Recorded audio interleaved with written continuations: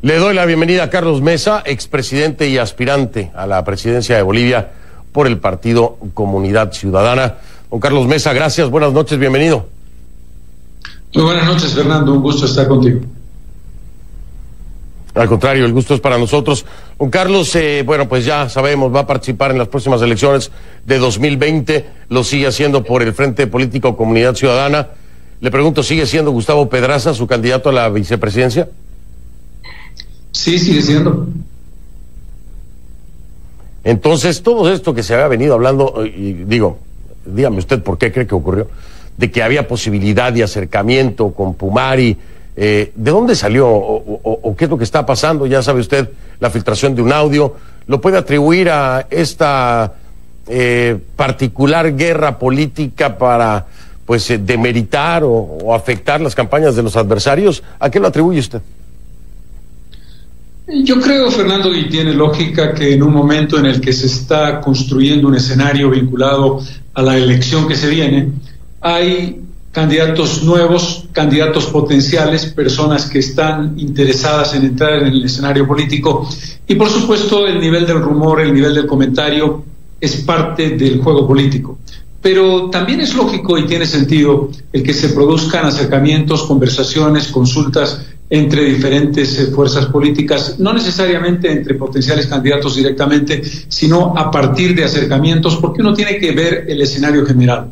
Tenemos que entender que el proceso electoral de la elección que viene es distinto al que vivimos y al que me fue arrebatado en la elección anterior, en la que obtuve por lo menos, Fernando, el segundo lugar, sino el primero por la magnitud del fraude. Pero creo que tiene sentido, es lógico que esto ocurra y no hay por qué preocuparse, son acomodos de preparación, diría yo. ¿Ha habido acercamiento entonces de otros actores políticos? Carlos Pumari se acercó a ustedes en algún momento. ¿Quién se ha acercado a consulta o a charlar con Carlos Mesa? Hemos tenido contactos con diversas personalidades políticas, por ejemplo, el expresidente Tuto Quiroga, por ejemplo, Marco Pumari, por ejemplo. Debo decir algo importante, Fernando, en el periodo previo al proceso electoral que terminó el 20 de octubre, tuvimos varias reuniones de acercamiento y una relación muy fluida con el propio Luis Fernando Camacho, cuando era presidente del Comité Cívico, de modo que no son elementos ajenos a la conexión y al contacto, y tuvimos en el tiempo de crisis también algún encuentro en un hotel de La Paz en un momento de crisis con Luis Fernando Camacho de manera episódica. Así que transparentemente, don Carlos Mesa nos dice, sí ha habido acercamientos con todos estos actores políticos, estos personajes que cobraron mucha relevancia en su momento, por supuesto. Ahora, ya viene aquí el escenario político, don Carlos Mesa, el de la campaña o precampaña, como le quiera usted llamar. Luis Fernando Camacho particularmente busca crear una alianza, él dice que ya al menos tienen 5 partidos que se han sumado. ¿Cree usted que esto debilita a la oposición? ¿Le parece que es válido cuando sabemos que el MAS volverá a participar? Es una pregunta pertinente, Fernando. Creo que es importante ponerse en contexto. Suponer que el MAS es un protagonista menor es un error muy grave.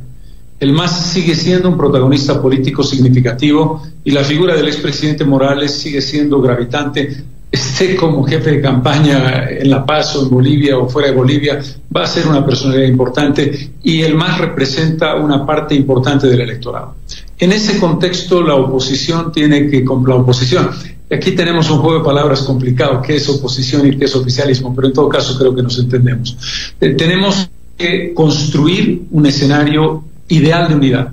Ahora, el escenario ideal de unidad tiene que partir de varias premisas. Primero, lo que nosotros dijimos en la campaña cuando fuimos candidatos, cuando yo fui candidato, que establecí la idea que se cumplió de que la unidad la construye el votante, que va decantando y va depurando y sedimentando cómo evoluciona una campaña.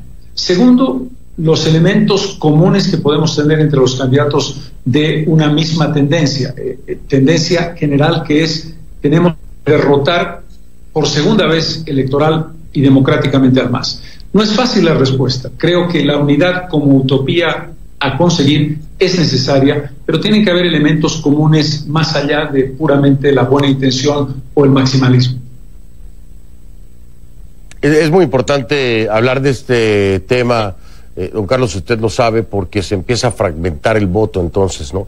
Si hablamos de 2 o 3 nuevos frentes, pues esto debilita precisamente la opción o la oferta de oposición al MAS, porque lo dice usted muy bien, de oposición, ya el MAS es oposición en este momento, de oposición al MAS. Esto debilita precisamente la fuerza. Hay quienes dicen, como por ejemplo Waldo Albarracín, que es el representante del Comité Nacional de la Defensa de la Democracia, que por ejemplo personas como Camacho o como Pumari deberían de hacerse a un lado, para poder concentrar entonces el voto de oposición al MAS en pues una fuerza mucho más clara, como por ejemplo la de Comunidad Ciudadana. ¿Qué piensa usted? ¿Es válido hacer esta petición? Pienso que uno tiene que entender cuál es el contexto que Bolivia debe encontrar en la elección. ¿Cuál es el objetivo? El objetivo es la conquista real de la democracia más allá de un gobierno de transición. El objetivo es derrotar el autoritarismo y la línea antidemocrática del movimiento al socialismo.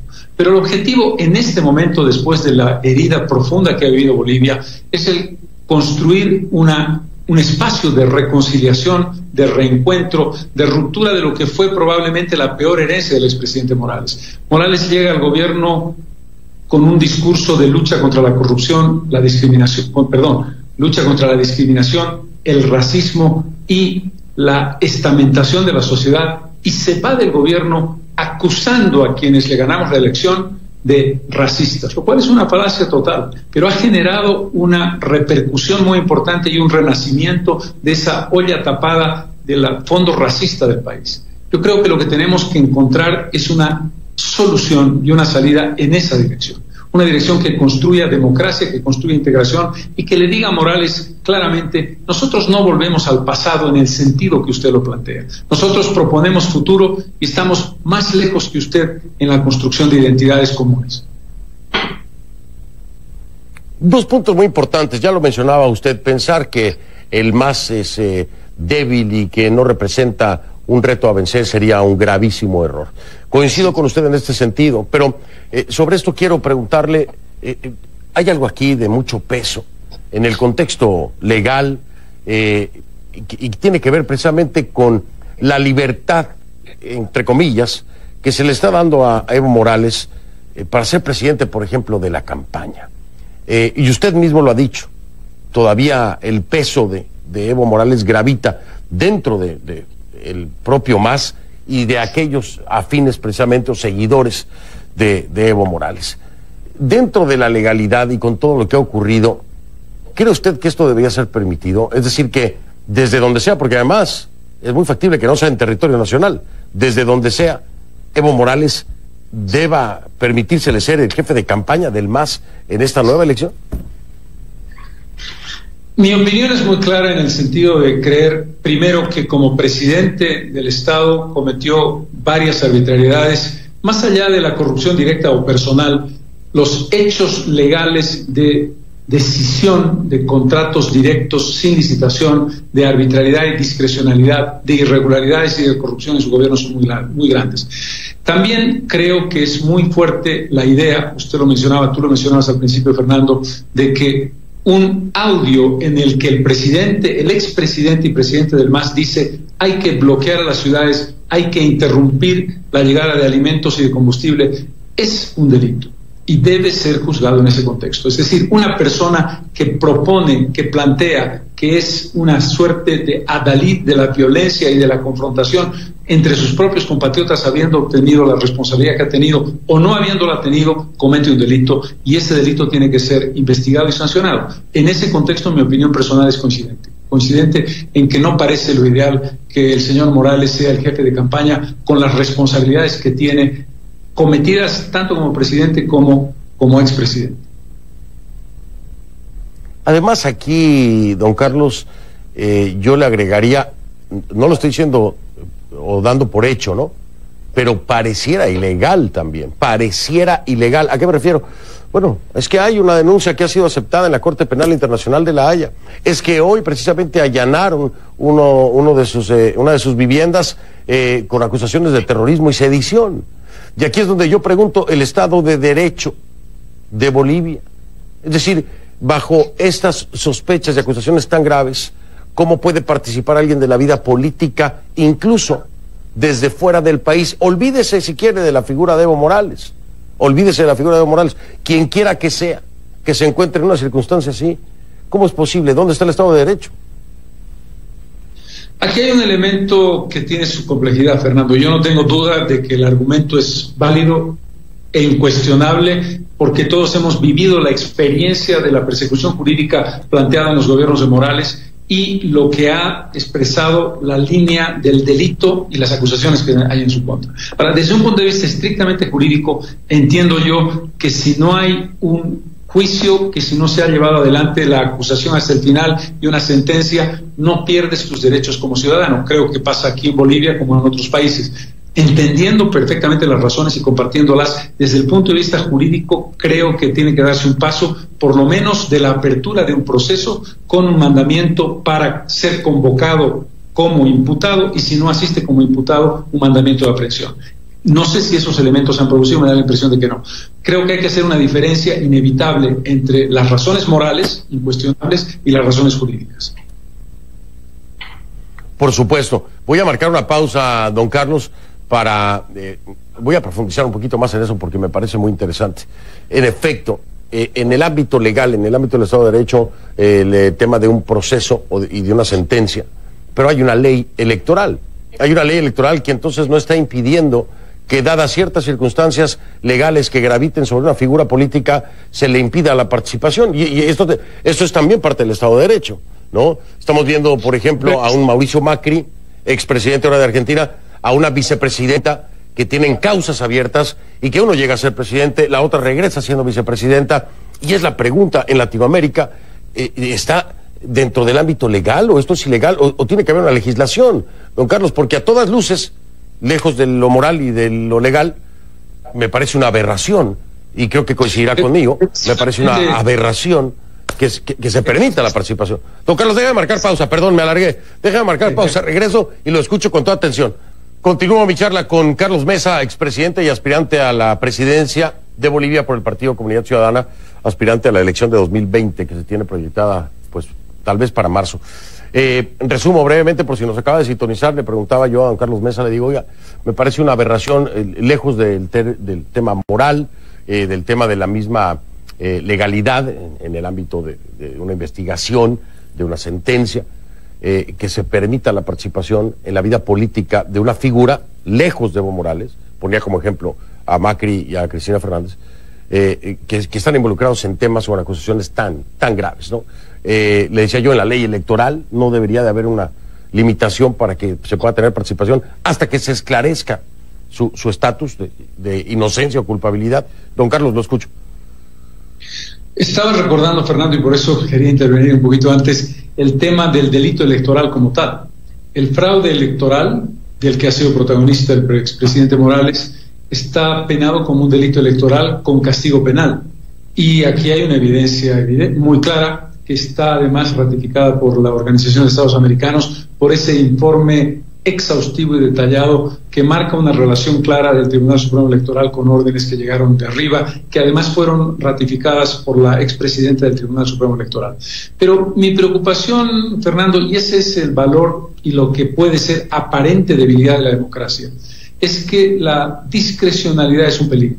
El que tú puedas decir, aquí hay una imputación o hay una acusación, pero la acusación puede convertirse también en un instrumento político, que lo hemos vivido y lo hemos experimentado quienes hemos estado en la oposición. Y la inermidad ante juicios que vienen como una topadora, que precisamente cuando el Estado de Derecho se ha alterado, quedan como el elemento de ataque violento de carácter político a título de corrupción o a título de investigación de cualquier delito. En consecuencia, si tú me preguntas, prefiero quedarme en ese espacio que la democracia te da para demostrar tu inocencia antes de que te puedan caer encima, porque puedes ser víctima o puedes ser villano según el caso. Me queda muy claro el planteamiento, don Carlos. Tiene toda la razón, se puede convertir en un arma de doble filo que pueda ser utilizada precisamente para inhabilitar políticos, ¿no? Pero dentro del ámbito electoral creo que debería de trabajarse en legislación en ese sentido, Debe haber muchas formas de limitarlo, ¿no? Pero bueno, déjenme mover un poco hacia otro punto. Ya se escucharon los nombres de quienes, según el expresidente Morales, podrían ser candidatos.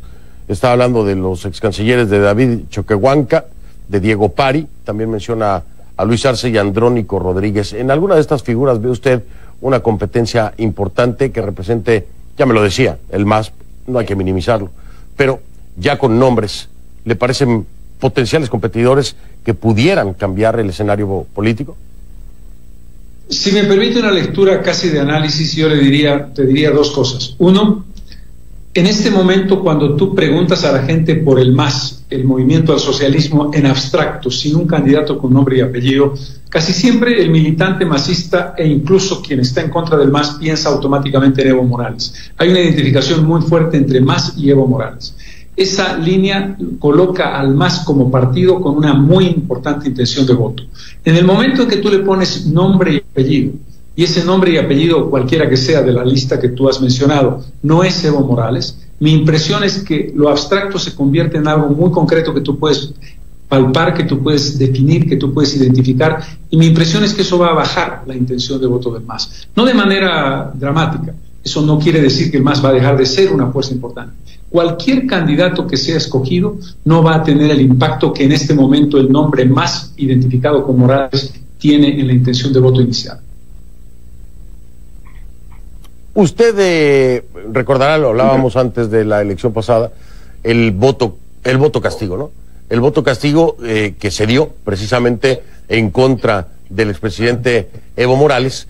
Y le pregunto yo ahora, aquellos seguidores de Evo Morales pueden representar un volumen importante de voto castigo contra, pues ahora, valga la redundancia, la otra oposición. Si uno entiende que el voto del MAS tiene una raíz muy dura, inamovible, sin duda alguna, esa raíz va a votar voto castigo en una especie de decir una suerte de reivindicación, de redención de la figura de Morales a partir de ese voto.